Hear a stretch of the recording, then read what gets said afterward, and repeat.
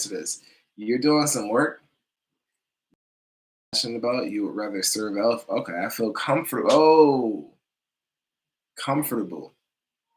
So, and you know what happens later? It's human nature. We get comfortable in a space. And then when things hit the fan, that's when we're like, nah, I don't want to do this no more.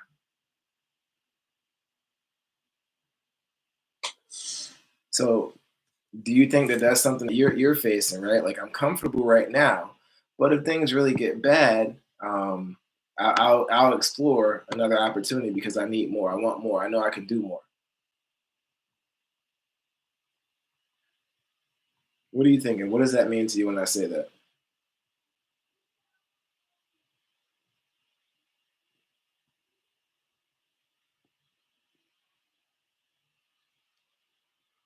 And anyone can answer. What does that mean when you hear that?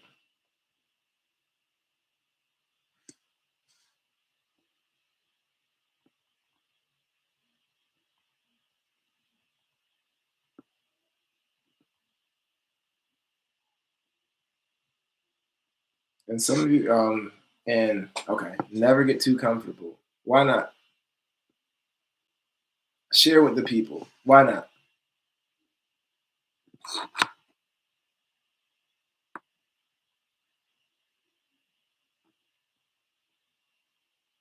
Why not? What happens when we get comfortable? Things can go wrong and then you freak out. Wow. I don't know if you're speaking from experience.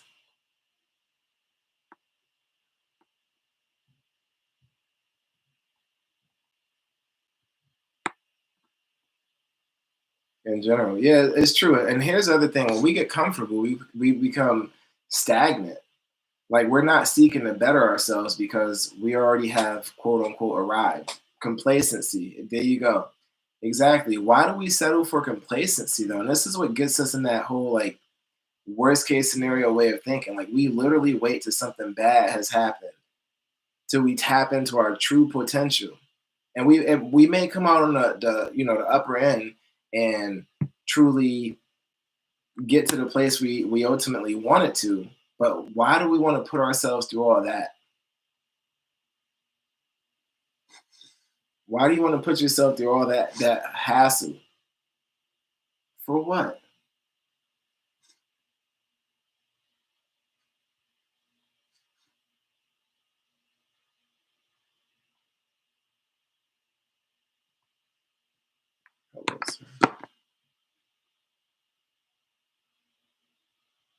Wow. So you used to have the energy to clean your house, but lately you don't have the energy. So let's think about it in this way. You used to have the energy to clean your house, and as a result, your house was clean, right? So now you don't have a clean house because you don't have the energy. And it comes to a point where when things bother us enough, we take action. So if it bothers you enough that you don't have a clean house, you're going to muster up that energy. And here's the other thing, too. When we look at the end result, the ultimate goal that we want to achieve and work backwards, we can muster up the energy to do some amazing things. Sometimes we're waiting for the wrong stuff, right? Greatness is within us. Greatness is within all of us. We just don't tap into it often enough. And sometimes, here's another kicker, sometimes we wait for someone to tell us that. And Erica, and thank you for saying that, Erica, because I believe in doing things in increments, right? When we do things in increments, we do things that are doable. And if things are doable, then they're very likely to be maintainable. Part of the problem, though, Erica, I'm going to say this, is people are so often concerned with what their neighbor is doing, what other people are doing, right? And when you look at, the Bible, Romans 12:2, it talks about not conforming to the patterns of this world, but being by transforming your mind. If we stop trying to do everything everyone else is trying to do, they cut their grass, we cut our grass. They get a new car, we get a new car. They move, we move. They get a new mug, we get a new mug. Like if we cut that out and really focus on bettering ourselves, not competing with someone, there's a huge difference. Bettering ourselves. We gotten so conditioned by society that we think we're bettering ourselves through competition because we need a motivation, right? We need a motivator. And my neighbor cutting their grass is going to motivate me to cut my grass. But kind of like my man said a little earlier, I used to clean the energy, but I used to clean the house, but lately I don't have the energy to clean the house. It's like when we look at why we do things, if we go to the most basic fundamental, I clean my house because I like having a clean house. It's kind of like when I make my bed, I'm like, listen, we got to make this bed real nice because when we come back from this long day, the nice thing that we are going to have that's consistent every single day is a made up bed.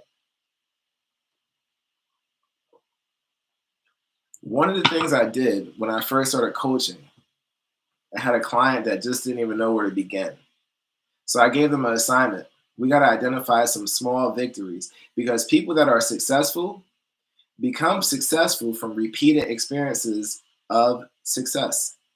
So one of the things I did was I said, tell me a small win that you could have in your house, a small victory. They said my dishes are overflowing my sink every single day. I said to them, and not to ask a crazy question, but we gotta know what people are. Can you wash dishes?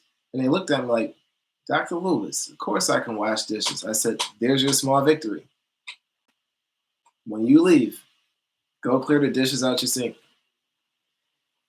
And they said, okay. And I said, but let's think about what it's going to give you. You're going to have a clean sink. So aesthetically, just looking around, you're not going to have that mental clutter. Mental clutter is a big problem. It leads to a lot more procrastination. It leads to a lot more limiting beliefs, right? Small victory. Also, when you clean that sink, you're going to have a clean surface area close by to your cooking surface.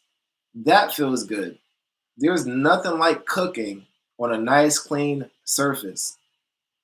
And I said, and this is a personal goal. The only people that are going to know about it are your family members, right? They're going to know whether or not wow, mommy cleaned the dishes, right? And when that happened, woo, when that happened, the floodgates just opened up. So fast forward a few months later, continuing coaching this client, they get married. Beautiful wedding. Fast forward a few months later, they return to work and they show up differently, visibly and mentally differently. Like they literally reinvented themselves with that small victory of cleaning the sink. See, we think it's the big victories like, oh, you got to run a marathon. Yep, you got to run 20 something miles. Nope. Mm-mm. Even with running, right? If we want to use physical activity, even with running, you got to take a few steps before you actually get to some miles, right? But we've been so conditioned to think, well, if you're not running 5 or 10 miles, you ain't doing nothing. No, stop talking to those people. And I did a post about not taking advice from people that haven't done those things. So we have to be mindful and create some structures in our lives that allow us to experience repeated success, right? Because if we intentionally repeat success over and over, that's the formula for being successful. If we continue to do the same things that don't work, expecting a different outcome, that's the definition of insanity. And when things bother us enough, we take action. Hey, greetings and welcome, everyone that's just jumping in here. When things bother us enough, we will take action. When we're not taking action, it's because it's not bothering us enough. I repeat, if it bothers us enough, we will take action. Mhm. So I'm going to just pause right now and I want to go back to this question. What are some things that you are intentionally doing in your daily life to better yourself? And I'm going to pause. I'm going to give you all some wait time. I want you to flood this chat.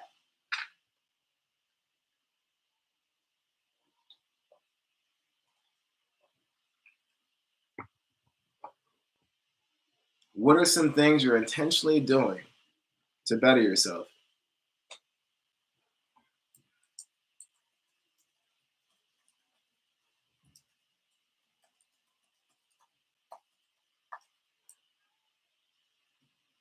Let's go. Let's interact. Flood that chat.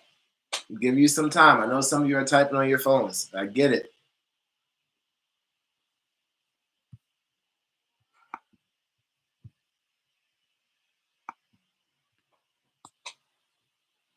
What are some? There you go, Ava. Ava, I see you, and thank you for joining us, Ava. Thank you, thank you, thank you. Much appreciated. I work out every day. There you go. And Ava, is it easy? Is it an easy thing to do? Is that commitment easy? Drinking water, investing time to read my Bible in the morning, walking most afternoons, and journaling. Woo!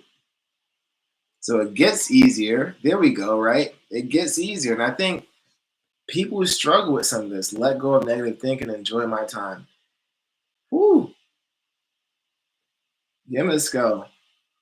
Yes, you have to release those thoughts and actions that don't serve you. Like, I'm not a consumer. I'm not a consumer of intoxicants because I got to a place where I realized you don't get greatness from what you're consuming externally. Greatness is within, and you got to tap into it. Greatness is within. You got to tap into it. And if people don't see greatness within you, those people shouldn't be allowed in your circle. You're hanging out with the same people and they don't see greatness in you, you're hanging out with the wrong people. Mhm. So you got to be mindful of who am I allowing into my space? Who am I allowing some space around me and why? To whose benefit or to what detriment? To whose detriment? Mhm. And we touched on this earlier. We're talking about this idea of people not pursuing their true passion or working on what they consider their purpose. And I said, why not? People talked about comfort. I used to work 12 hours a day for 7 years. Now I stopped and give up because I'm tired. Wow. You're in school. Thank you for sharing that. Thank you for being vulnerable. Here's what I would say 12 hours a day for 7 years. I'll tell anyone in this space right now, you all work too hard not to live the life that you want to live. So if you're working 12 hours a day for 7 years and all you have to show for it is being tired, we got to reevaluate the work you're doing. What is your true purpose, your true passion? Like, what do you truly want to do? Let's start there. What is your why for each of your relationships slash connections? There you go. And Desi, that is a great question. I love that. What is your why for each of your relationships slash connections? And here's what we got to think about. When you can answer that question and reflect deeply, you can clearly start to justify who's in your circle and why they're there and why you are not allowing them to be there. A very wise person once said, when you start reflecting, start with a question. And some people struggle to find the work that they're passionate about doing. So we have to ask a question. What's something that I truly would love to do as a profession?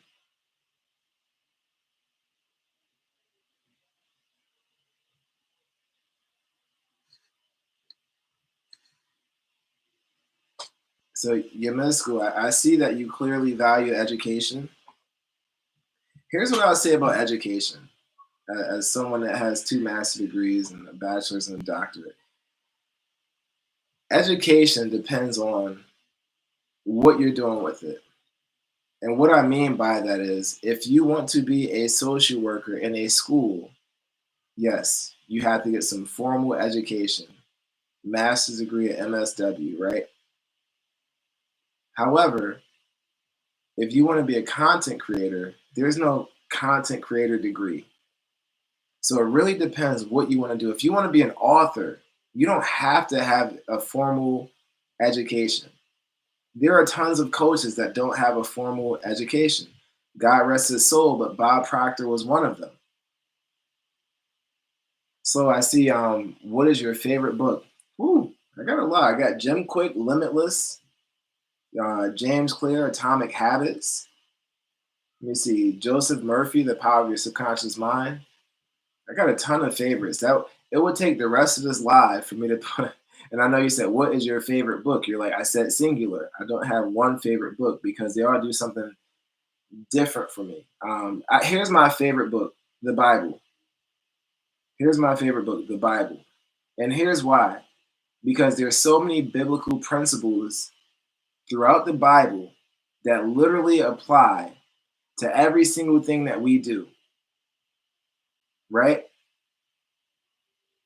Right? Let's be honest. There's so many principles that apply to every single thing that we do. Let's do it. Listen, we can have a Bible book club, right? Let's do it. Oh yeah, we'll get something going. That might be my next masterclass I explore, a Bible book club. One of my hottest master classes right now is the goal setting masterclass. It's the only goal setting course you will ever need.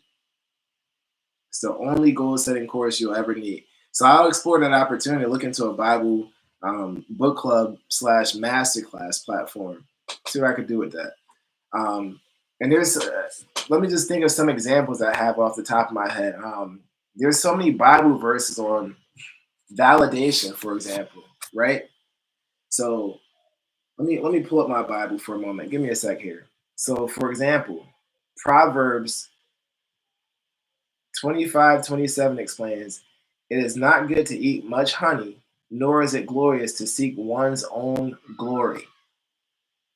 Seeking one's own glory, right? When we serve ourselves versus the people, versus the Almighty, right?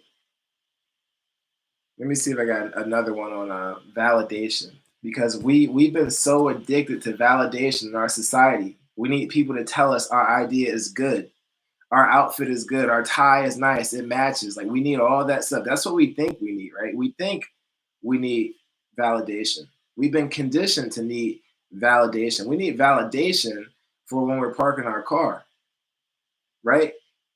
You go into that hospital, you're gonna be there for a while. You need that ER room to validate your parking so you can get out of that parking lot free. That's the only time you need validation. That's the truth. Let me see. I got another one. Thessalonians 2:4. But as we were allowed of God to be put in trust with the gospel, even so we speak, not as pleasing men, but God, which trieth our hearts.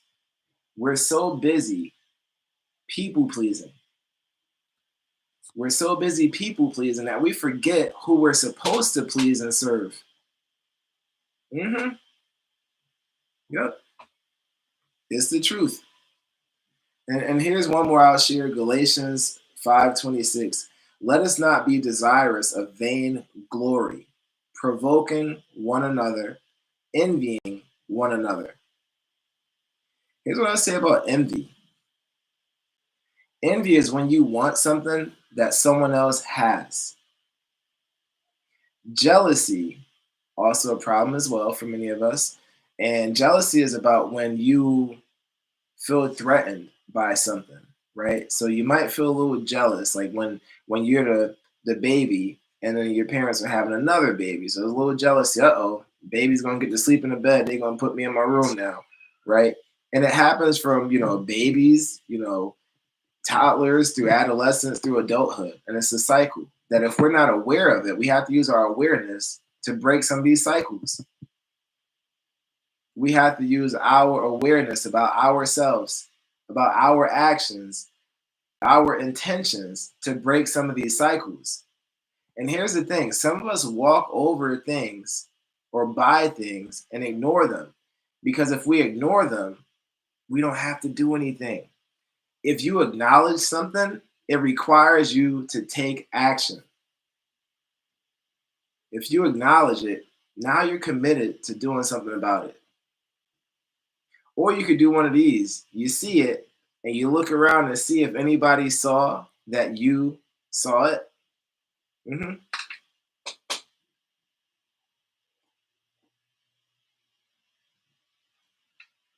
The other thing I want to tap into is again, I said my favorite book, the Bible, because there's so much in there. Thank you so much. Absolutely. Listen, I'm so grateful for this wonderful opportunity to engage with you all. Those of you that have tapped the screen, those of you that have shared the live, greatly appreciate it. Those of you that just snuck on in here and didn't say nothing, greetings and welcome. All are welcome. All are welcome. Yes, greatly appreciate this opportunity to engage with you all. I wanted to tap into some of these Bible verses on procrastination. One of my all-time favorites on procrastination. And I have a few saying myself. For example, if we continue to make excuses, nothing will get done. So sometimes we make excuses so we don't have to do anything. So Proverbs 14, in all labor there is profit, but the talk of the lips tendeth only to penury. Whew, whew, that is deep. So let me talk about that for a minute. What's penury? That's a big word. Penury is extreme poverty. Mhm. And when we look at poverty, yep, KJV, when we look at poverty, we're taking ourselves away from abundance and we're talking ourselves into poverty. When we put our attention there, we're talking ourselves into it, right? So there was a book that I read a while back, and it was called The Science of Getting Rich. And it basically said, like, the premise of the book was if you are focusing on getting rich, you give no attention to poverty at all. And it's exactly what Slow just typed into the chat. Yes, what we focus on, we magnify. There you go. There you go. And people have a hard time wrapping their head around that. So let's go into what the definition of poverty is. I say poverty is a state of mind. And states of mind have conditions, right, for their attainment. And it's just like if you think about a physical state, you can visit Florida. You can live in Florida, or you can move in or out of Florida, right? Just like the state of poverty. If poverty is a state of mind, you can visit that state. You can get comfortable, we talked about earlier, and you could move into that state and just stay there and put your feet up and unwind and take off your tie and all that stuff, right? But it comes down to your intention. It comes down to your faith, right? Sometimes we experience some hardships and we put our faith into there's more coming. And guess what shows up? More adversity, more hardships. When we release these battles and say, you know what? I serve the Most High Almighty. This battle is not even mine. This battle is not mine. The victory is mine, but this battle is not mine. I'm claiming the victory. I have faith in this victory. And this is where people would say things like, well, I lost my faith. Faith is not something that if you go in your pocket and you pull something out, you accidentally drop your faith and you can't find it. It's not something you lose. Faith is unwavering. Faith is an unwavering belief. Greetings and thanks for joining everyone that's just jumping in here. So if you have faith, it doesn't waver. And if someone can make your faith change, that's not faith. That wasn't faith. And if it was even an inkling of faith, that faith was grounded in doubt. And all you were waiting for was a moment where you could say, see, I told you this wouldn't work. And that's what a lot of people struggle with. They'll say, well, I wrote goals in my journal and this and that. And then I'll ask them, so what goals did you not believe? What goals did you have some doubts over? What goals were you like, I don't know. That seems a little lofty. When you say conviction, James, I want you to be give me a little bit more. What do you mean? Is faith isn't faith based on conviction? Faith is based on a deeply held belief in an intended outcome. Faith is held in or grounded in a vision for something that you can't see, a vision for something that's not tangible. And this is why when we start to visualize, whether it's through meditation, whether it's through prayer, and we start seeing our intended outcome, right? Like when we start driving to work and we're like, okay, I don't work here anymore. Here's my speech for accepting my new job.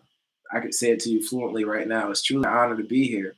I look forward to getting to know everyone and establishing a positive rapport to make this organization better and take it into the desired position that our top level, senior level leadership will like it to be in. I'm so proud to be a part of that vision, that mission, that team for that growth, right? You see how that just flowed, right? That's grounded in faith and that intended outcome. And the more we visit that intended outcome, the more we increase the likelihood of it coming our way. And it's about familiarity, it's about clarity. Wow, thank you so much, James. It's about that clarity, right? And the one thing I tell people, when you want to know that you are on the right track with your vision or with your goals, say it out loud for a few days. And if you continue to say the same exact words, you're onto something. You're clear. You're crystal clear.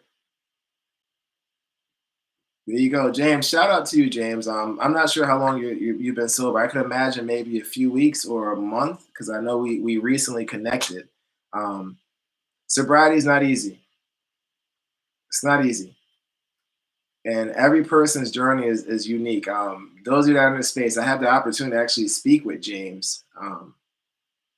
I shocked James. He reached out and was like, "Hey, here, call me. Here's my information." Connected with James, had a great conversation. I need to find something funner and more meaningful than drinking. James, you are on to something. I'm so proud you said that because if you don't have that inner thought process, then no one can inject that. We could share it with you and suggest it, but if you don't develop that and own it, I need to find something funner and more meaningful than drinking. Yes, what you're saying, James, is now that I'm working on being sober, I need to replace this negative habit of drinking. And everyone's different, James. So I'm going to be vulnerable. I'm going to share what worked for me. Someone told me earlier, oh, you're so perfect. No, no, no. We are all imperfect. So I'm not going to sit here and deny that I've ever had a drink before. What I will say is I don't drink. And here was my process realizing how much the greatness that I was seeking was in here, wasn't nowhere else. Internal. It was internal. Once I realized that, oh, my screen is pausing. Once I realized that, I was good. But it took a while to realize that. When, for me, consuming something, an intoxicant, a drink, was me reaching outside of myself for something to make me feel a certain way. When I could naturally feel great if I realized that greatness is in here. There's nothing I could reach for. I've experienced that with food, absolutely. Desi, y'all probably don't even know. I used to almost be 300 pounds. I was 283 pounds. I was eating multiple racks of ribs. I was like a rib connoisseur. Hmm. Oh, yeah. And I'm nowhere near that. I'm probably close to 100 pounds less, right? But I realized that the greatness didn't lie in the ribs, the ice cream, the alcohol, the tobacco, the cigars. No, that wasn't where greatness was. Greatness was already here. I was just ignoring it. I just walked by. Hey, Desi, I'm going to be vulnerable tonight. I'm just going to put it out there. Mhm. When we realize, and back to what James was saying, you have a void of I no longer drink alcohol or I'm trying to stop drinking alcohol. What do I fill it with? So I need to fill it with something that's fun. So all those things that you might have done while consuming alcohol, like if were the type of person that needed to watch your Netflix, right? But Netflix was better with a beer, you still watch the Netflix, right? And here's what I do, and every day is a gift. And I'm so grateful. I'm so proud to even say this. Here's what I realized not consuming any intoxicants myself. I don't even take medicine. Like when they prescribe me medicine, I'm like, cool, thank you. I'll feel it, but I'm not taking it. That's my beliefs, right? I don't believe in medicine at this point. So I don't believe in alcohol, tobacco, or medicine. Um, but what I realize is that I don't need any of that stuff to feel good. I'm experiencing life, for all the time I've been sober. I'm experiencing life in its entirety as authentically as it was meant to be experienced. I'm not trying to enhance something that's already enhanced, right? Because some people be like, yeah, it tastes better with a beer, or I had a beer to watch that. It's like, okay, so wait till you enjoy it without that beer. I guarantee you, I'm like, wow, wow. And that's what I say, James. Like a lot of the work I do is from experience, it's from lived experience, it's from, theory, empirical evidence, right? Tried and true. Because if you want to know what good feels like, you've had to have experienced bad. And this is why I tell people you got to lean into every experience. We only want to lean into the good stuff. We only want things that feel good, that's warm and fuzzy, that's cute. Sometimes you got to lean into the gunk and muck of it, right? It's kind of like when you work out, you got to tear that muscle so that muscle grows back and rebuilds stronger, bigger, right? Able to tolerate more with more strength to it. But we don't like that. We work out one time, like, nah, I'm not going back to the gym. I can't move my arm. Okay, you shouldn't have went into the gym and haven't worked out in months, and you tried to lift half the gym. That's your problem. But yeah, so James, what are you going to replace that habit with? You had this habit of drinking. It was a part of your routine, and it may have been there for a while. What are you going to replace it with? What are you going to replace it with? And here's what I say too. We have to replace things often, right? If you work a busy job and you finally get out early, what are you going to replace those 2, 3, 4 hours they let you out early with? Mhm. I tell my team, I'm like, listen, when we record content, I don't care if we got 30 plus days of content recorded.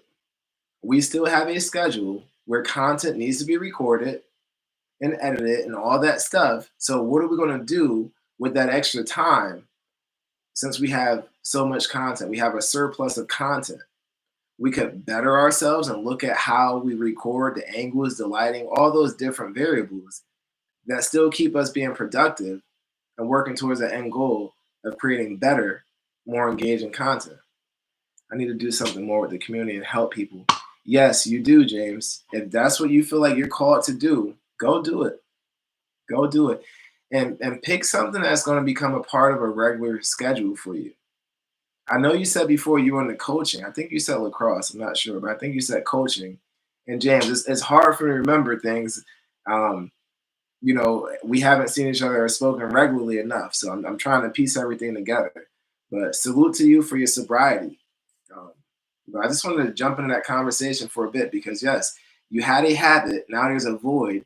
And if you don't address that, you're going to go back to that habit because it's so comfortable, right? First thing I did, and my family was like, wow, he's serious. I got rid of all the alcohol. I cleared out the fridge, cleared out the garage, and some of it was like new, like unopened stuff. And they're like, what are you going to do with this 12 pack? Put it in the garbage. The garbage can going to have a field day with that. The garbage truck going to enjoy crushing this new stuff. I'm not touching it. So I got to wrap us up soon. So I want to give some space to process things that anyone's looking to process, unpack. Type it in the comments, type it in the chat. Those of you that have tapped your screen, thank you. Greatly appreciate you. Those that have been here from the moment we started this evening, thank you. More than grateful. So before we jumped into that, I was talking about one of my all-time favorite verses about procrastination. I'll read it again in case you all missed it. It was Proverbs 14:23. In all labor there is profit, but the talk of the lips tendeth only to penury. I define our penury as extreme poverty. I define poverty as a state of mind. But circling back to in all labor there's profit. So I get sick and tired of when people say things like, well, I'm not doing the work I'm passionate about because there's no money in it. I've met people that say, well, I started to be a teacher, but there's no money in education. And it's not my job to convince you of where there is or isn't money. It's my job to convince you that you need to chase your passion and your goals, or else time's going to go by and you're going to keep doing this what if stuff. Well, what if I would have tried it? What if I would have found a way? Right? Stop procrastinating. Stop being comfortable. Stop using the lack of income in a field as an excuse to not pursue something. You want to do it, do it. Stop listening to other people. Stop asking people who haven't done it for advice.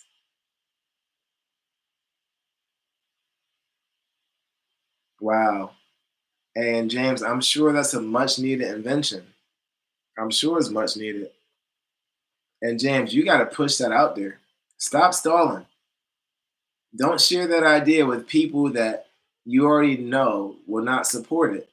Share that idea with people that are like minded or people that have already pushed out an idea, people that have already invented something. Because that's the other thing that we struggle with. We're on a mission, right? Like, let's say we're on a mission for personal growth. We start networking with people that are still doing some destructive stuff, some self deprecating behavior. Wow. So, and that's amazing, James. You got something that's very unique, right? So, it may not be anything like it, but there's some inventors out there that you could tap into that have done something in that space. So maybe not anything like it, but they have that creative mind, right? And that's huge. You've done some legwork. Yep. Listen, I got some screen tappers in here. Much gratitude to you all. Anything you all want to process before we prepare to wind down this evening? If you do, type in the comments. I'll give you about 30-second wait time so we can process and unpack.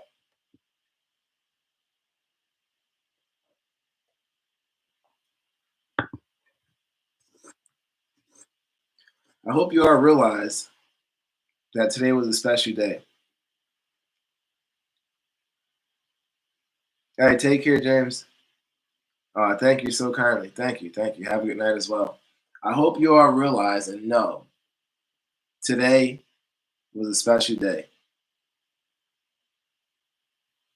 You're probably like, what does he mean? If you're confused, just say it. Today was a special day. Very special. Who knows why today was a special day?